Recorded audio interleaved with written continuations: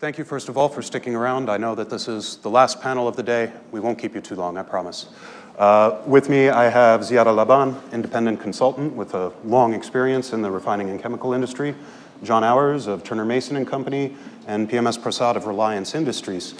Now, Prasad, you and I were speaking earlier about refiners getting into chemicals, and you have some personal experience with that. So I wanted to ask you about that, and also to ask everybody about what role chemicals can play for refiners in developing more of a green economy, a clean economy, all part of this energy transition that we've been speaking about.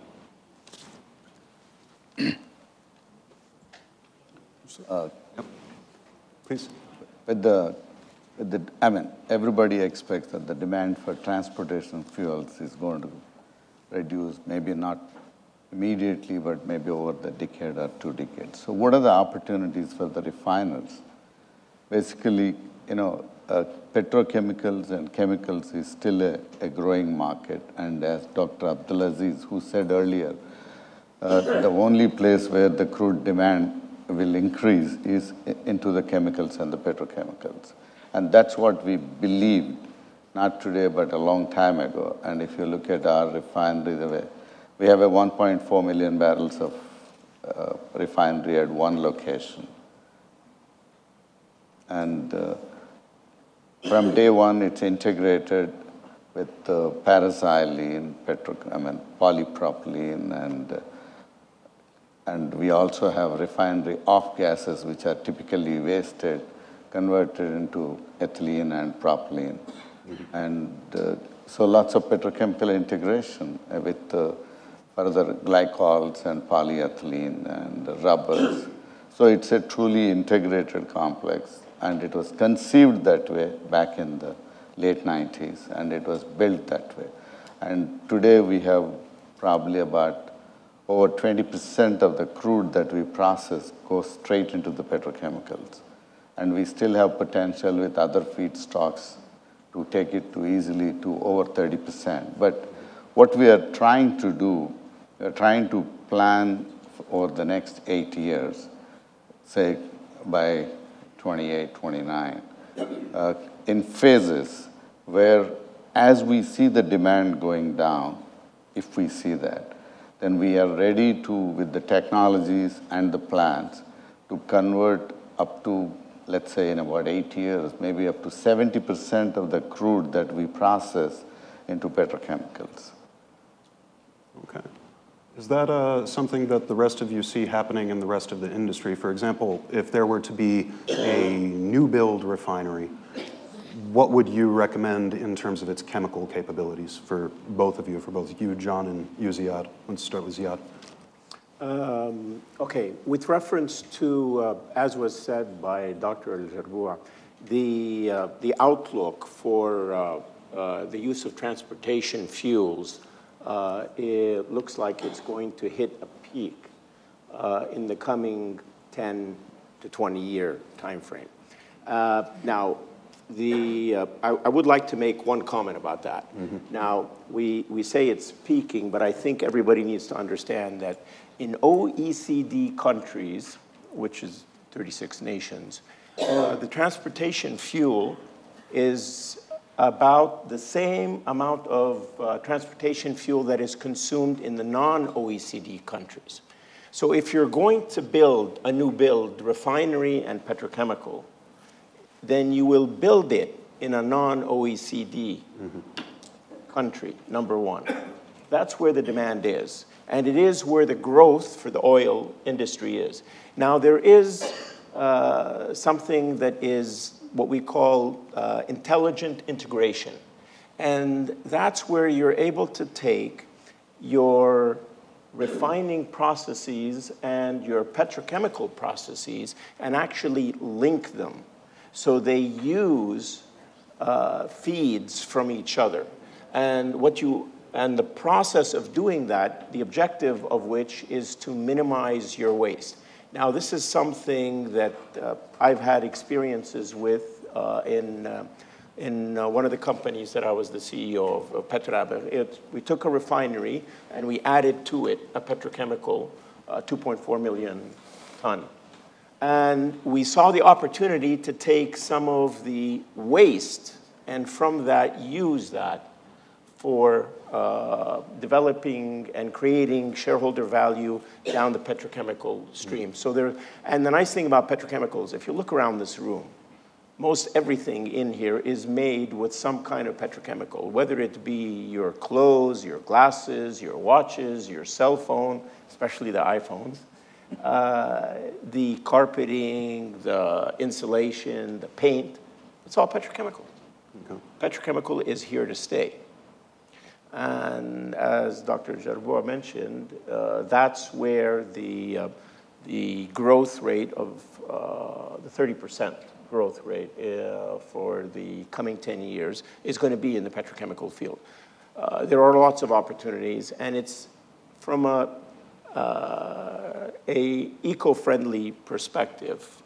I think what we will find is companies will find the opportunity not only to make economic value out of it, but they will also look at opportunities to actually create more eco-friendly facilities by doing the linkage of them together.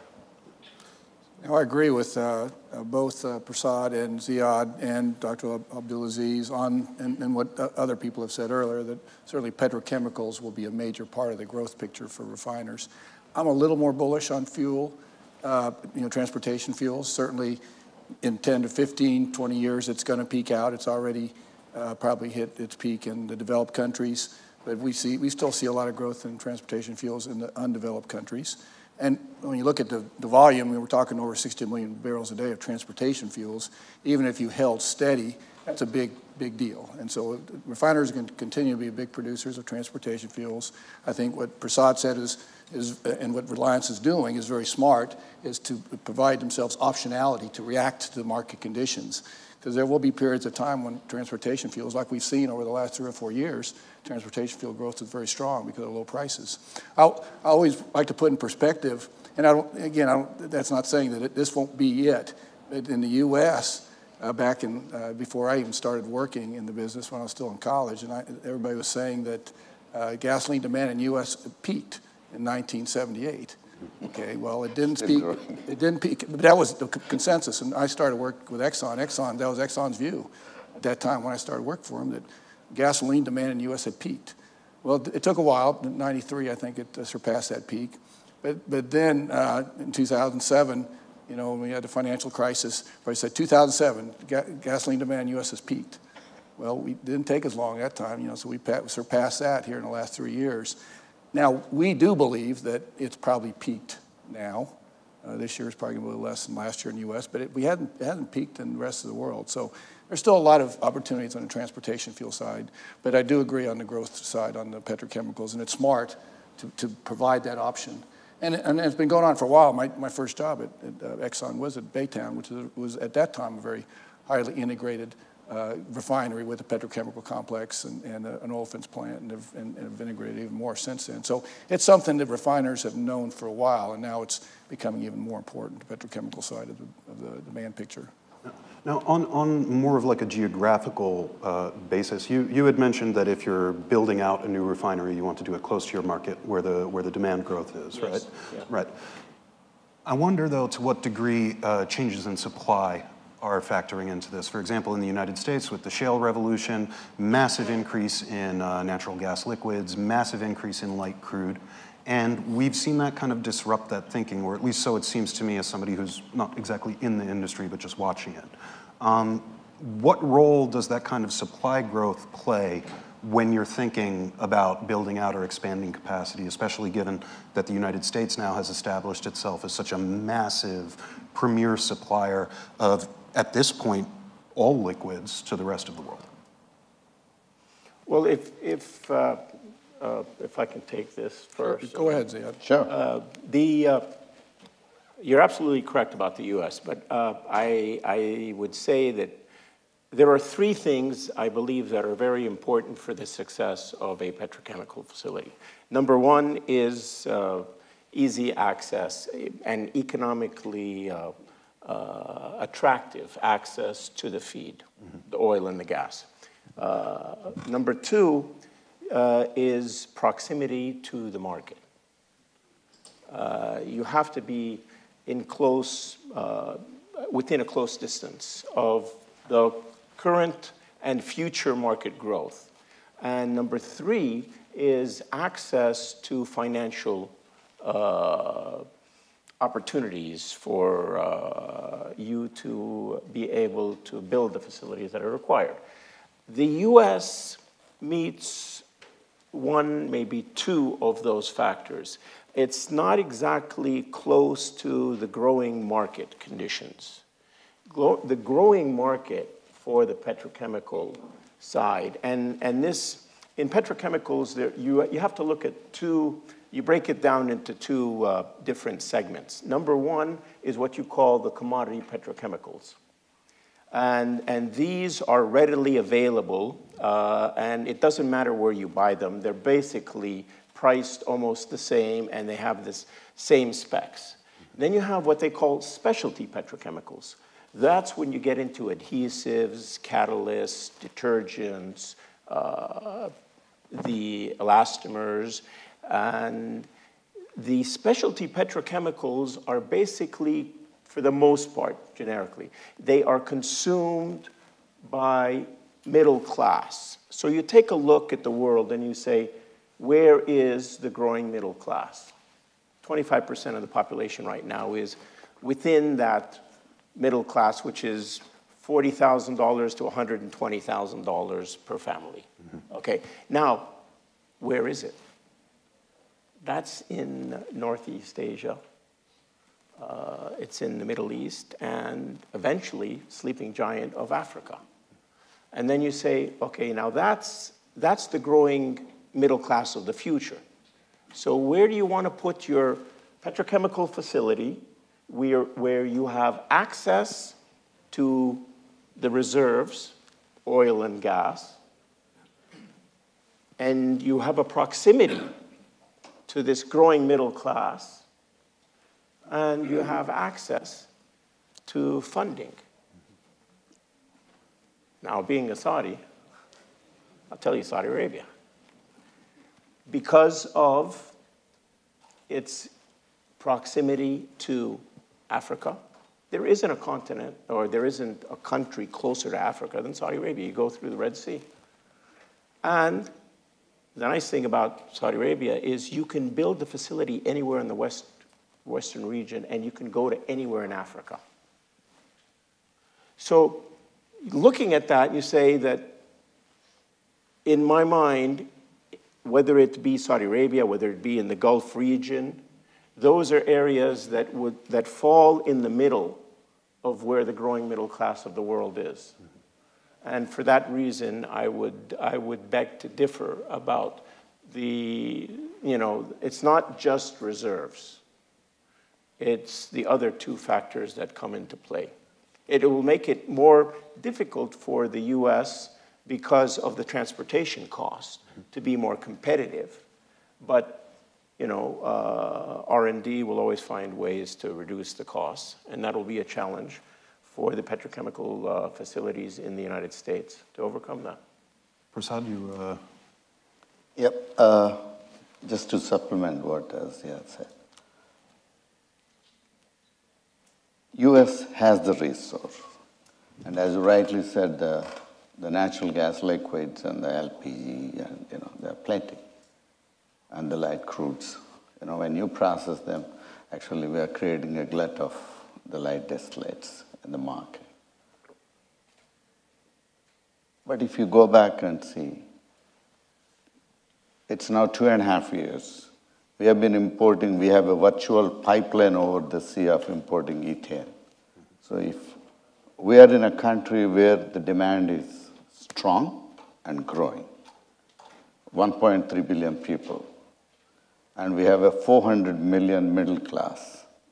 So, and in India, funding, if you have the right project, and if it's the right, the promoter or whatever the company, funding has never been a problem.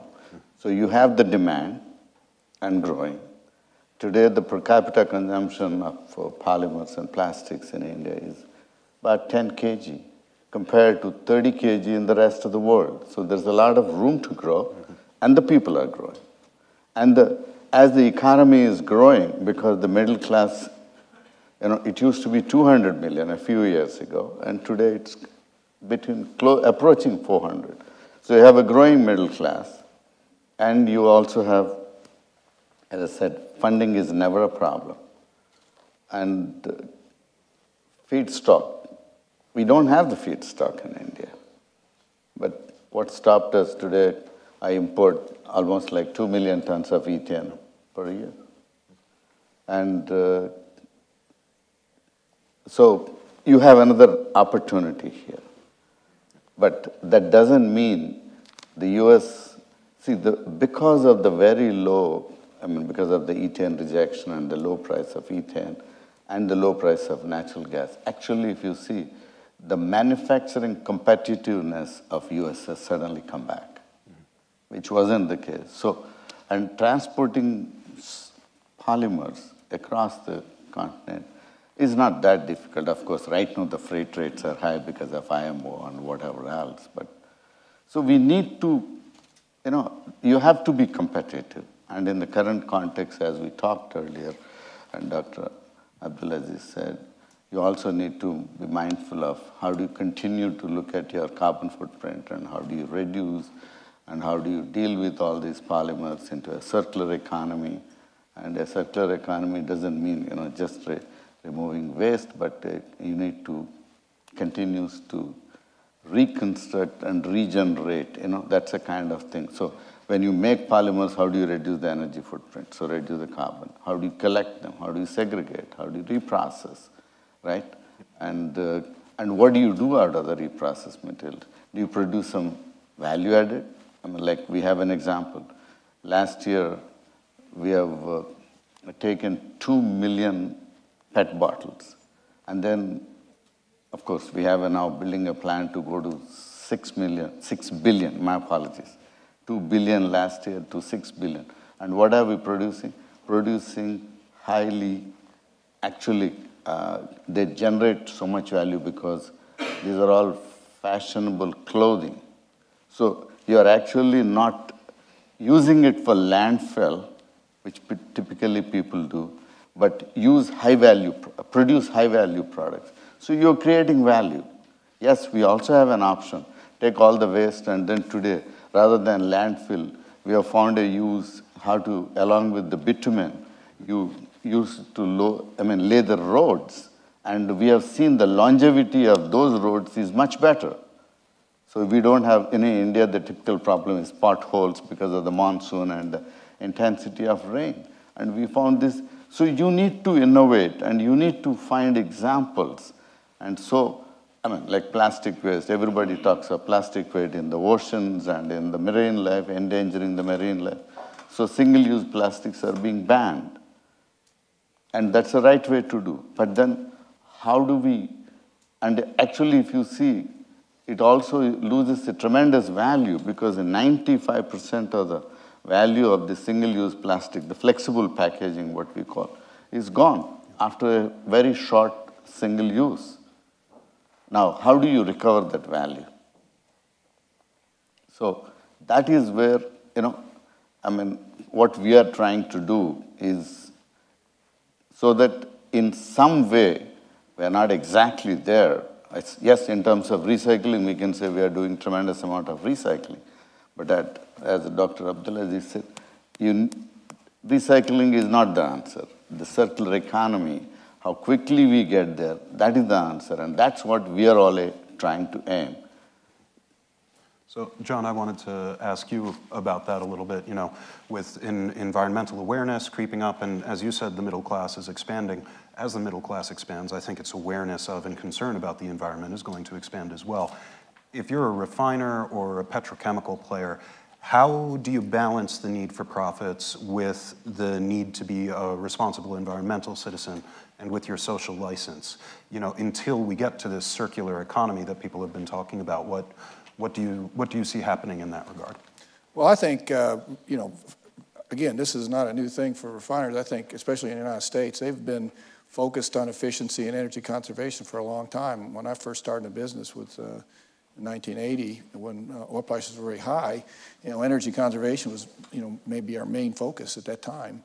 We monitored energy usage at every single unit, every single area on a daily basis, and certainly low prices took that emphasis away. But I think markets have an important role, and markets had an important role to play then, and will have in the future, to incentivize efficient usage of the resources that you have.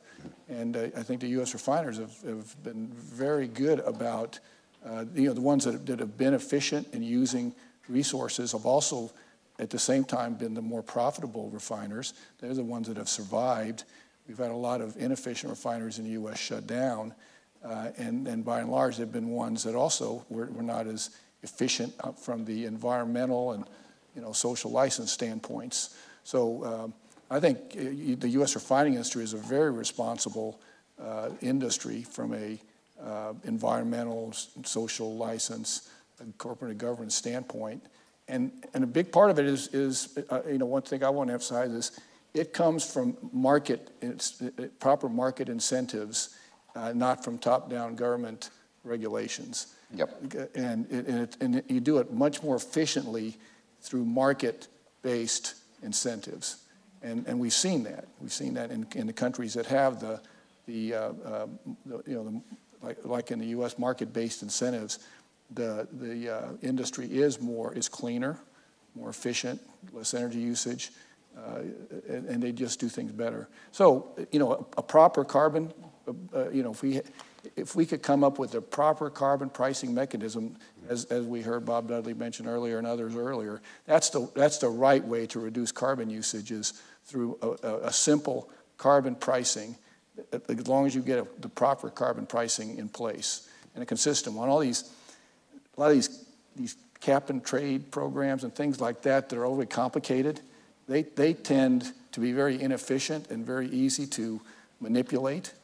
A simple market-based process is a way to get to this more post-carbon environment. All right. We have about 4.5 minutes left. I wanted to check and see if there are any questions from the audience. Yes.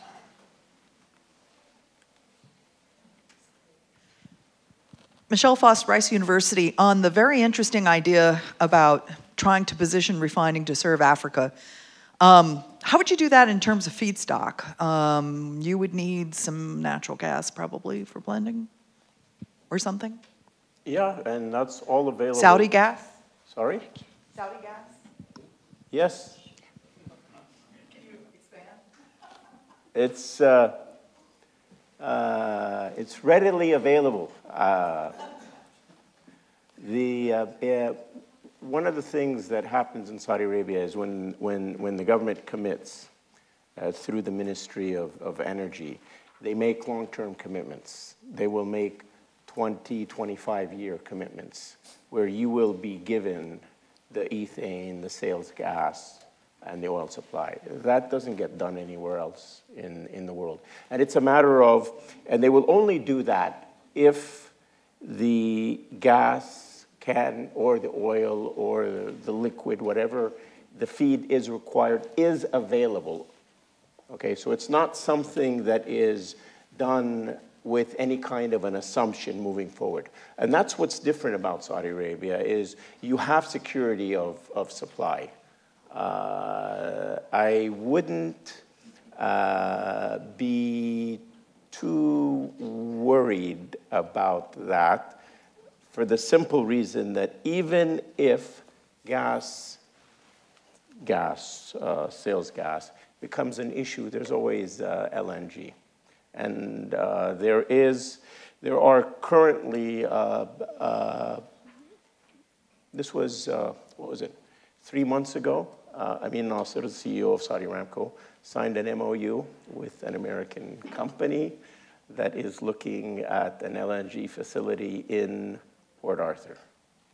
So there is a way and a means. And in Saudi Arabia, one of the interesting things is You want to create an economy that is cyclical in nature and one that creates jobs. And the petrochemical industry does that.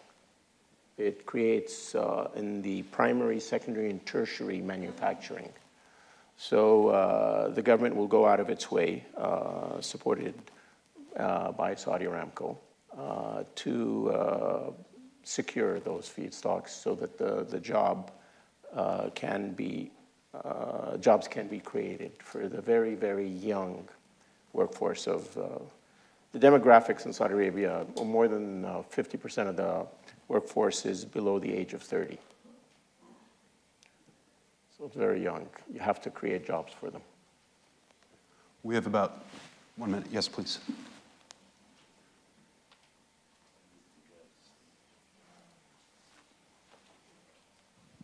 Frans and Energy Intelligence.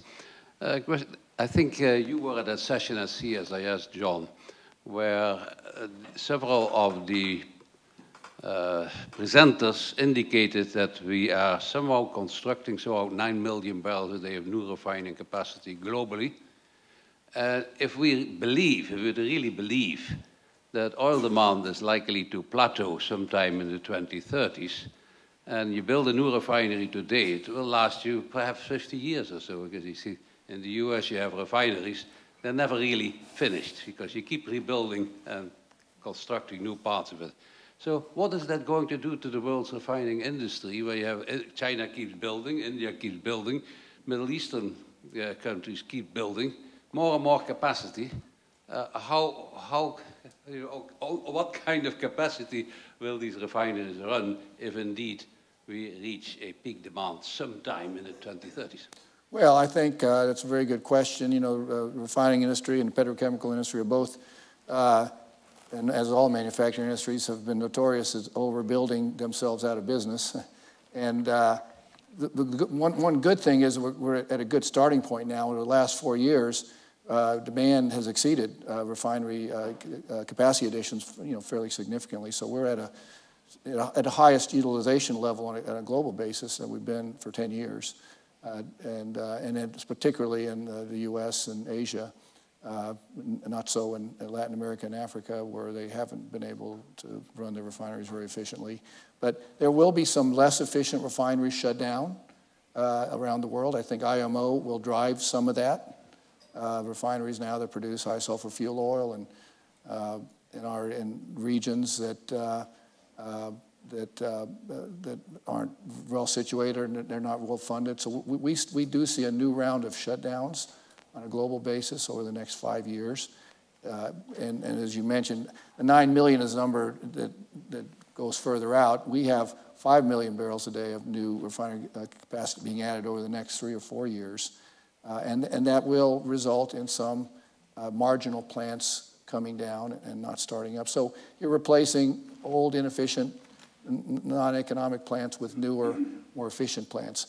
And I do think this fear of global, of peak demand will, at least to some extent, help limit overcapacity, overbuilding.